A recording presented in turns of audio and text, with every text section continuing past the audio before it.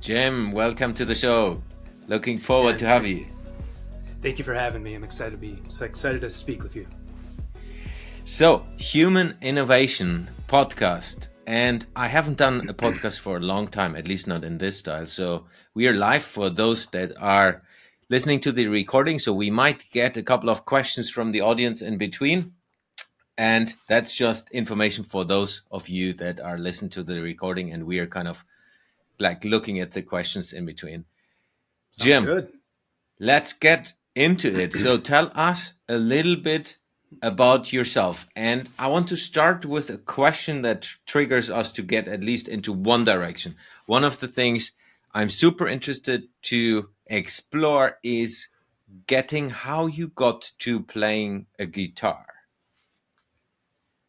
Absolutely.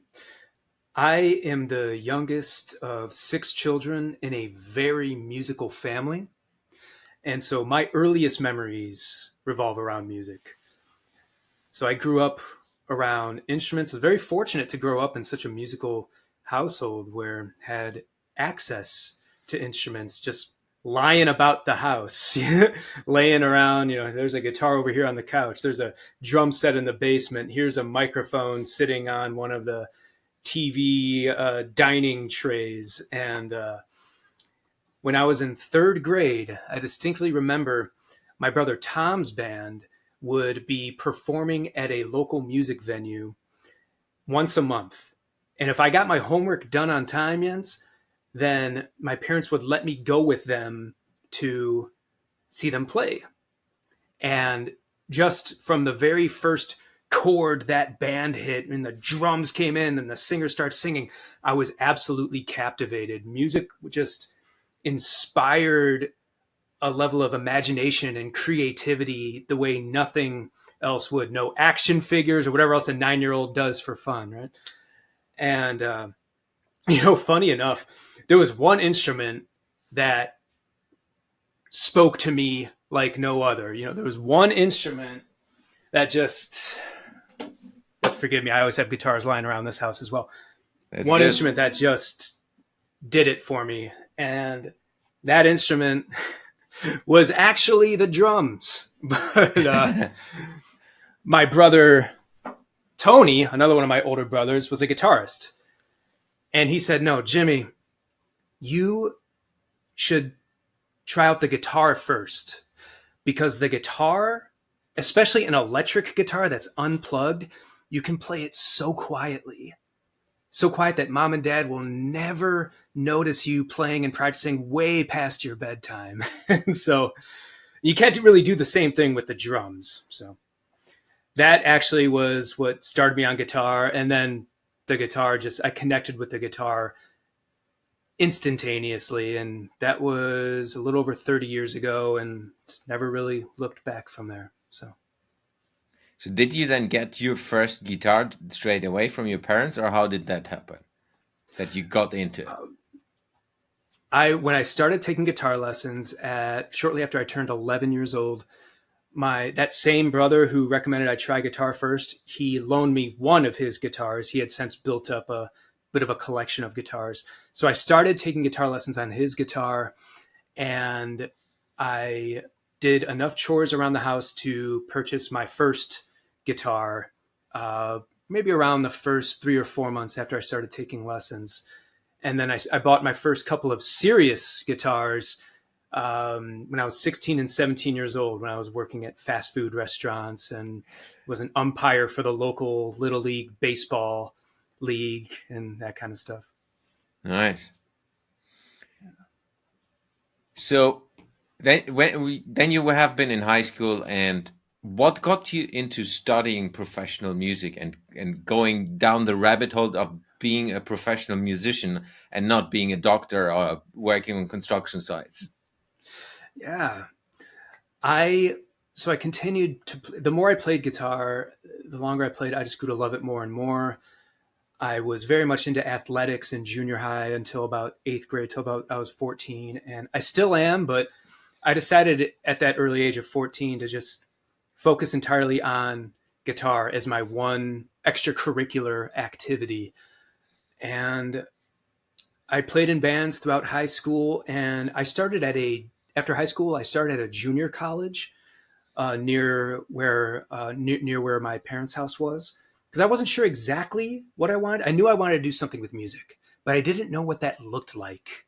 If I would be, if I wanted to be a teacher, or if I wanted to aspire to become a teacher at at a uh, a college or a high school, or just enter the academia world in general, or if I wanted to focus on something performance based, which can branch out into a ton of things, like being a studio musician, or a number of other things, or if I want to focus on just teaching privately. So there's making a career in music. That can be made up of a ton of different possibilities, or combination of those possibilities.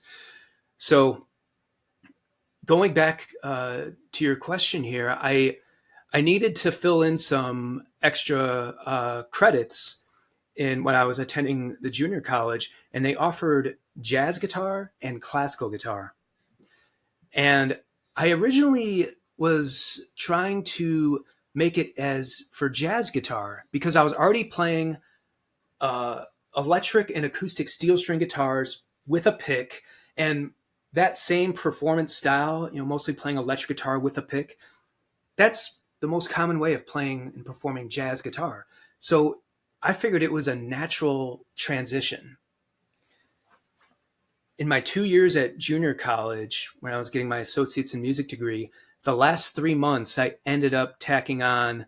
Had to fill up a credit again, so I was like, I'll just do this classical guitar thing just to fill up the credit, which is that intricate style of playing with all your fingers. So essentially, every finger is a pick. That explains my Mm. weirdly long fingernails as well.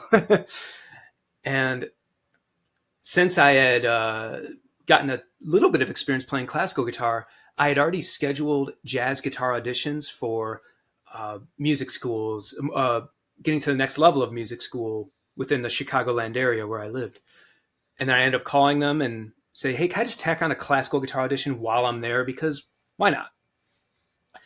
By this time, Jens, I'd been studying jazz guitar for 3 years and classical guitar for 3 months. And I got in after those auditions at the 4 different schools. I was accepted with scholarships for classical guitar and declined for jazz guitar. And for me, that was kind of the writing on the wall, if there ever was one. I was like, okay, that has to be a sign. So I ended up sticking with classical guitar. And then, just like how I was an 11-year-old kid wanting to play the drums at first, and then just decided on guitar, I entered my college auditions with the intention of studying jazz guitar, but whatever force, and we call it the universe, call it a force outside of ourselves, made it very clear that classical guitar was the way to go. And just like when I first started the guitar, soon after I got into classical guitar, I just fell in love with it. I fell in love with it. And that was about 20 years ago now, and haven't looked back on that since either. So then, how did you? Let's talk about how did you earn your first bucks through playing a guitar? Yes. So a couple of different things. I started playing in pit orchestras for local community theaters. I played in the pit orchestra for Les Miserables, Jesus Christ Superstar, Little Shop of Horrors, Seussical the Musical, and The Wiz. And then around that same time, a friend of mine, also a friend of mine from high school, he was attending college at Northwestern University in Evanston, which is near Chicago. And he had secured a gig, a weekend gig every weekend, performing at a local Potbelly's sandwich shop on campus there at Northwestern University. And he asked me to come by, and we were basically a guitar duo. And now that paid us in, I think it was $25 a piece plus a big roast beef sandwich or something.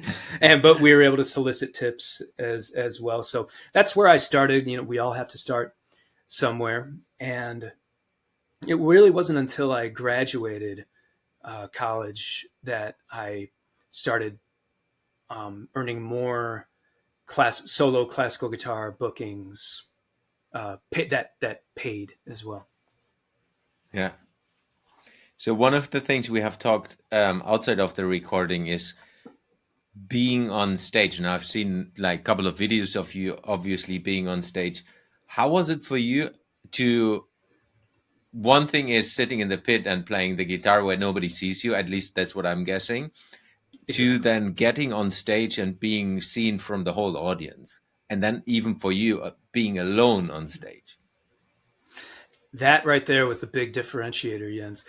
I had been playing in bands for many years, so I was used to playing on stage, but that was me and at least three other musicians, and that was also in a bit of a less intricate style of guitar. It was electric guitar, was rock music. It was banging your head and jumping up and down, which was awesome, and I still love to do that. But when I started getting up there by myself, I definitely had stage fright. I definitely because there's less of a safety net there. Mm. If you make one little mistake or mess up a note with a band, most likely people aren't really going to notice, especially in the environment those performances typically occur in. At a bar, people are talking loudly to themselves. We probably sounded better the more drinks they were consuming, you know. Um, so that all those things create a bit of a safety net for mistakes. But with that classical guitar style, it's just me. It's typically not going to be performed at a loud bar, and especially if it's a recital setting where the etiquette is to stay quiet and just watch, and then maybe clap at the end of a piece or a number of pieces you clap. That was so challenging for me at first, and that's the way it is with most guitar players. But you do, like anything else, you get used to it. If you stick with it, you get used to it. You get used to how you have to adjust getting ready for it. How do you have to adjust your practicing regimen to where uh, the way I put it is most people within the first few weeks of playing guitar, they can strum one chord successfully. And so the philosophy I started working up was I practice, even if it's the hardest piece in my repertoire, practice it to a point where everything is as easy and as effortless as strumming that one chord. Mm. Yeah. Fascinating. Yeah, we'll go back to the stage before we go into the super interesting topic, which I would really like to deep dive into the keynote concert part. Yeah. You have had an interesting story in between that time and today, and somehow limiting you and kind of reinventing yourself. Tell us a little bit more about that and how the thing happens to you, the story about it. Yes, absolutely. I had moved back to the Chicagoland area after earning my Master of Music in Classical Guitar Performance in the spring of 2010 from the New England Conservatory of Music in Boston. And it was time to figure out how to become a full-time musician. And within a couple of years, my schedule I started to get some traction with performing at weddings and other private events that paid much better than different other opportunities, basically. And I was able to scale that. I stuck with that for many years, and about 10 years after into this career, I remember I was performing at at an event at a local restaurant, and I started losing mobility. It felt like pins and needles were dancing all around my fingers, and it was getting in the way of how I play guitar because I was losing motor function, and that, as you can imagine, that scared me a good bit. And then right around that same time, just weird things started happening. I started losing vision in my left eye, to where looking at my left eye, it was like everything was being looked through a filter of Vaseline. Everything was smudgy, blurry, frighteningly unfamiliar. And these things like this just started kind of adding up. And it got to a point where I scheduled an MRI.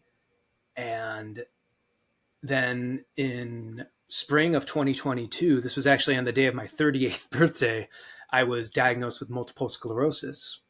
And I learned that the pins and needles feeling I spoke of while playing guitar, that comes from the 6 lesions on my cervical spine that had by that time done enough damage to leave a lot of scarring on that part of my spine. So that when there it is right there. When I tilt my neck down like that, I feel this jolt of, it feels like electricity or pins and needles. It doesn't exactly hurt, but it's very distracting and very uncomfortable. In the MS community and multiple sclerosis community, that is a well-researched symptom called the Lermite's phenomenon. My wife and I just call it the tinglies, but that's essentially how it feels. And ultimately, my way of adapting to that to maintain and continue to thrive in my performance career was to take all the hundreds of songs that are in my existing repertoire and just get comfortable playing them without looking down at my hands, excuse me, without looking down at my hands or at my guitar. And because some of the performance situations I do performances where I'm essentially playing background music for a corporate cocktail hour or something like that. But some of them are more high stakes. I play at anywhere from 35 to 55 weddings per year. And so I'm often playing the bride out, where all that's happening in that huge moment in somebody's life, all that's happening is the visual of the bride walking down the aisle. And the other sense is the music is what I'm playing. So I am the soundtrack to one of the biggest moments of somebody's life. So I don't take that lightly. And I knew that I still had more I wasn't done with performing.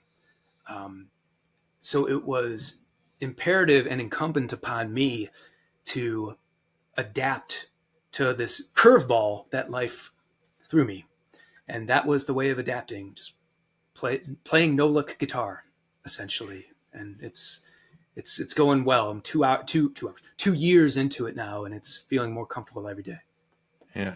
So if I understand you right, it's still existing today, and it's only when you're putting your head forward. That's right. Upon this types of flexion of the neck, like that. And is it ever going away, or? It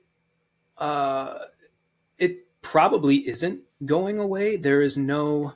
I'm sorry, I'm a little out of focus right now. There is no cure for multiple sclerosis. I am on the typical treatment. It's called a DMT, a disease modifying treatment. I get infusions twice a year, where I basically sit in a chair for 6 to 7 hours, and they pump the whatever magic juice in me, and it's just meant to stop the progression of the disease, not get rid of the disease. But that being said, Jens, MS is a disease that feeds on inflammation. So taking cold showers, eating clean, remaining active, those lifestyle things really add up, and they help so much. So even though I don't expect it to go away, I'm very much at peace with that, because I'm learning to adapt. So Yeah. It's fascinating that a curveball like this is still not stopping you, and you're moving on. You're kind of relearning not relearning how to play guitar, but you're kind of adjusting how you play a guitar, and you're still performing on the highest level, because I've seen you performing in smaller instances, at least live. It's incredible that even in this short amount of time, comparing to the 30 years, the 2 years that you have it now, is a short amount of time that you have kind of learned and taught yourself on not watching, which I even didn't know that like guitarists are watching at their hands all the time. I didn't know. It's fascinating that you made that. Thank you. There's no other, in my opinion, or in my perspective, there's no other choice. There's no other choice. do it. Wake up, get into the, and that's part of just that big difference between, yeah, it was a goal, but that goal wasn't realized without making it a habit to work at it every single day. Make it the So new normal. let's get back into the time when you noticed that you need to learn yourself, like not watching at your fingers. How was that time for you, and how did you get into that? Even though I speak about it with uh, confidence now, it certainly wasn't that like that in the beginning. Shortly after the diagnosis, I was the night I got diagnosed that afternoon, and then the night of, I was sitting on the edge of my bed crying while my wife was consoling me, and I'm wondering what does this mean for my music career? But oh gosh, wait, what does this mean for my life, right? And I I kept feeling like this is before I started thinking about or navigating what the potential solution was, the way to adapt to this was. Hmm. All I was thinking at the time was, when I look down, I can't really, like this disease is making it much more difficult for me to play the guitar. And I could still kind of struggle my way through some of the pieces or most of the pieces, but I knew it wasn't at the quality that I had Hmm. worked years and years to achieve. So my mindset at the time was I had no interest in continuing on with music at all if I was going to be a lesser version of what I had worked up to be. Yeah. And one of the mottos that I've since adapted for myself is amplify the whisper. I think it's so easy for all of us. I think it's a very human thing to submit to the why, or to submit to the, like, that negative voice in your head that can be giving you a million arguments of why you should maybe quit something, why you should maybe pivot away from something that you, especially something that you love. But for me, there's always this quieter voice, more like a whisper, that is speaking from a place of purpose and resilience.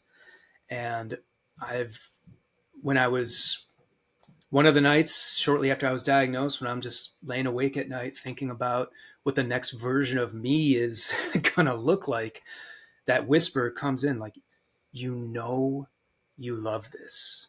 You know, this is what you were born to do as far as music and playing the guitar. Figure out how to manage these symptoms. And by that time in my life, moments like that, where that whisper had come into my head, every time I had followed that whisper, every time I answered the call of that whisper, it I never regretted it.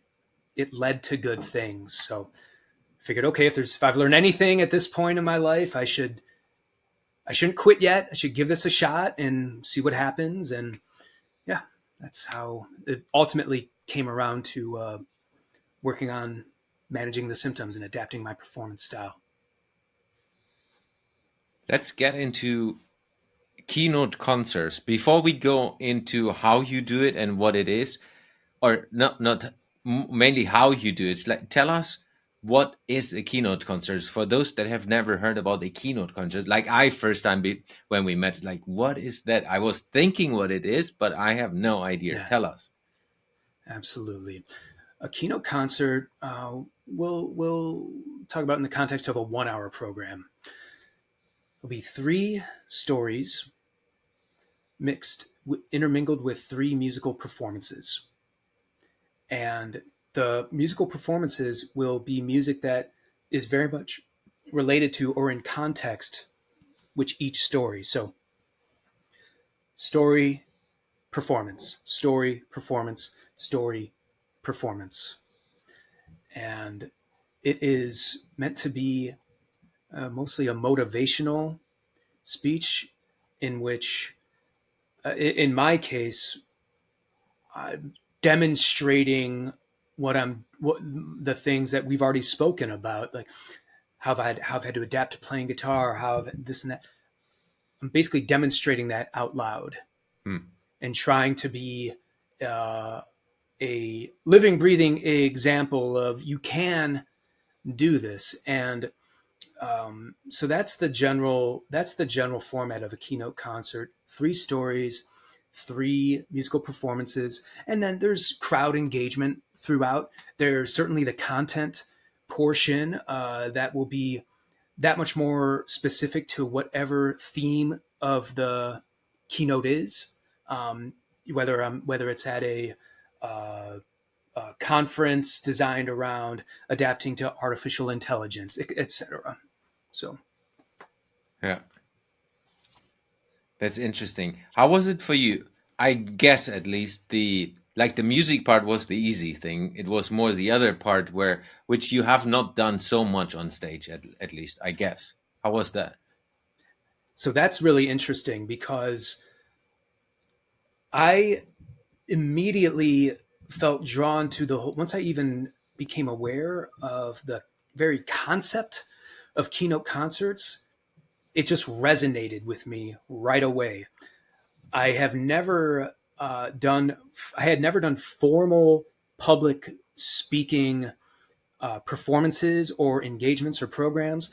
However, for the past 8 years, I have been performing at assisted living centers, memory care centers, retirement communities, and I'll lean into the memory care center portion. These facilities where the residents are all suffering from varying degrees of mentally debilitating illnesses, Alzheimer's, dementia. And when I first started performing at these events, Jens, I was very nervous because right before I started my first performance, they said the caretaker team told me, by the way, talk about the music, talk about yourself, because the residents love that. But I'd never done that before. Hmm. So essentially, I had years and years of just on the spot practice of speaking to an audience and creating a connection from stories about my life, about my career, about the things I've experienced with the music I was playing, because it was so helpful to engage with those residents. And I got very comfortable with it after years of doing it. And I started to get more and more confident with it when, because Jens, the thing is, especially this type of audience, if somebody is suffering from dementia or Alzheimer's, there's no filter. There is no filter. Yeah. I'll be, somebody could be performing for them, and if they don't like it, they can literally do something like, "Nurse, come in, wheel me away. I don't like this." Yeah. That's common. That's common. And of course, they're not doing it to. They're not. It's just they're suffering from a serious, illness. And once I was able to get more comfortable performing for that kind of audience and really get them engaged, that I figured, okay, if I can speak to them and keep them interested, keep them captivated by what I'm talking about, and this very no filter audience, and I'm enjoying it as well. It's like, this is something that I want to explore. This Yeah. is really something I want to explore. And then a tiny other portion of that is, when I'm playing a bride down the aisle, for example, that is not at all an appropriate time for me to speak about how much I love the piece I'm performing, right? Da, da, da, da. So the bridal march was composed, right? So I love just forming that much more of a connection with the audience by creating a powerful and meaningful context behind the pieces that I'm going to perform, because I'm all instrumental. I don't sing. So typically with a song, obviously there's a story in the lyrics, and that's very clear, but I'm all instrumental. So that message or the intent of the music, it can help that much more if I'm able to explain the things to listen for, to look out for, and here's what it means to me, but here's what it can mean for you, or you figure out what it means for you. And yeah, and I feel like I'm just barely scratching the surface. So I'm having so much fun with it. Yeah, I see that. And I mean, I have seen the at least the videos. I'm still looking forward to get to a live one where you do that in a room. It's Yeah, fascinating to see as well the reactions of the people and the interviews afterwards that you have shared with me. Is because it's so new, it's not existing in, I have never heard about it before. I think it's also opens up the music world into a completely different perspective, because I come from business, like big corporate stuff. It's not that you invite a musician, like especially not guitar player who is doing background music in a normal business meeting and yeah, providing value through that, but linking this, because what a lot of corporates do is they invite keynote speakers and motivational speakers to get the team like into a different direction, change management and motivation and so on. I think this is now opening up the world in a completely different way for people that are less exposed to music as yeah, well, especially classical music not just like charts pop music that's going on right now. It's yeah, really getting people into that, and as well because what I see from my musical experience, and I have been playing in bands and so on also for 25 years, not any longer, but really, I what didn't I know have that. seen is there's quite a lot of depth in the music when you, especially when you look into the old classics, where corporates and managers, like in my case from the previous experience, can learn from if they understand more about it. But if they're not into music, Yeah, they will never learn. So I think it's an interesting way to bridge all of that. yeah, absolutely. And what I've really enjoyed discovering, and I'm still discovering, is it's a whole new outlet of creativity. Hmm. Imagining, like for example, adapting to working with AI. When I started when I started trying to draw those parallels, those connections between what I do and connecting with what someone in the workplace might be struggling with, getting used to with working with AI. It's like, okay, it's like a duet partner Yeah, with music. You yeah, can play off of each other's strengths, and on the end, greatness and new ideas can come out of the other side.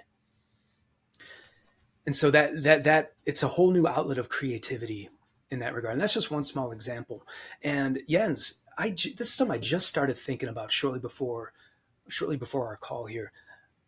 It's the potential for this kind of thing is the ceiling is so high, because it's not just music. It could be with any art form. yeah, Um, I've experienced live painting performances, like all these kind of things, just for example, or all these kind of things um, can be applied to a quote unquote traditional keynote. yeah. What is quite cool about that is, on one hand, we are in a time where, like you said, is AI and technology is so fast and it's getting so intelligence in what is happening. But then you go on the other side is, this cannot be replaced by artificial intelligence. Yes, maybe music creation as such, but especially Yeah, when you go into a live in a physical environment, into a room, it's still completely different if you are in front of a computer or in front of a person that is playing guitar in your case, and then on top of that giving a keynote and mixing this too and explaining in details of it. AI can't do that. right, exactly. So that's for me is always the fascinating things, because even the podcast is called Human Innovation. So the human element is growing, and the creativity of the human, of what you're doing, cannot be replaced by AI. Yes, you can use it as a supporting instrument or a supporting tool for you, but it's quite Hmm. interesting that the creativity that you can bring back, that's just what I foresee. I'm just imagining you in front of, let's say, a boardroom of 20 people that are in high stakes situations and really need to look into where do we move this big company towards, and then going into details of how you can inspire them. One thing is obviously with your story and the background, but as well giving knowledge from a music perspective of the old music and bridging things, because music is, I mean, music, I don't know, is so old that you can learn just by how music evolved over time, and bringing that into boardrooms and into management and into large corporations and small corporations in the same way, I think is a fascinating way to explore going forward. I could not agree more. And that's one of the things that, as far as latching on to what you said about even the way music has evolved, that's another parallel to uh, some of the fears of AI, or some of the increased prominence of AI. It's a new tool that, and new can be very scary. And some of those reasons or concerns are, of course, very valid. But one of the connections I drew is one of the connections that you very much can draw with music is when Beethoven first started utilizing more woodwinds, he faced so much clapback, so much Yeah. resistance, because woodwind instruments were supposed to be more of an accompanimental thing, of just fleshing out kind of thing within the context of a large symphony. And Beethoven took that and he started attaching the major melodies, the key core ideas, onto the woodwinds. And he faced blowback for it, but like so many other great artistic accomplishments, after his time had come and gone, we recognize the magic in that. We recognize the significance of that. The Ninth Symphony would not have been what it was if he hadn't stepped outside the norm and stepped outside of the comfort zone and took a risk. Yeah. So, If we quickly go back to Amplify, the Whisper, and the keynote concert that I've seen at least videos or snippets from, what you mentioned there are three main parts of that keynote. What are the three main parts, just to get people hooked to it? Because I want to, by the yeah. way, everyone that is interested in it, we will share the links as well in the show notes, so you can check out Jim, and of course you can book him if you're interested. But tell us more about the three story pieces that you are telling, just for people that want to dive deeper into it. Yes. So the first story will be the setup story. Um, Typically a lighter story, pretty funny, more innocence. In my setup story, I speak about a little bit of what I already spoke about here, as far as how I discovered my love for music, my love for the guitar, and the way my setup story typically will end. And this can be, again, this can be altered depending on the specific type of event I will be giving a keynote at. Yeah. But I talk about how I'd worked my way through my love for music, guitar, played in bands in high school, studied in college and everything, moved back, and I landed my first paying gigs. I was booked for 3 performances at the local Microsoft store, and I got so excited about these gigs that I did the smartest thing anybody can do. I signed the contract without reading it. Yeah. And if I had read the contract, I would have saw that crucial clause that these performances, which were holiday performances in December in Chicago, the Windy City, were to be held outdoors. And which meant it was so cold I could barely play my guitar. And oh my gosh, it was a disaster. But, I amplified that whisper that says, all right, this is a setback, but keep going. So, there's that's typically the kind of thing the setup story will be. I mean, there's certainly could be another way of framing that anecdote about playing in the cold weather where it's much grimmer, but I make it, I tell it in a way that's light and funny, right? And then, so there'll be a musical performance after that, and which will be in context with that setup story. And then the second story will be the standout story, typically the longest story. And this is also where things get intense, things get that much more. And that's where I go into, I build up the moment of my career was just really taking off. I was living the dream, so to speak. I received all kinds of performance awards, five-star reviews all over the place.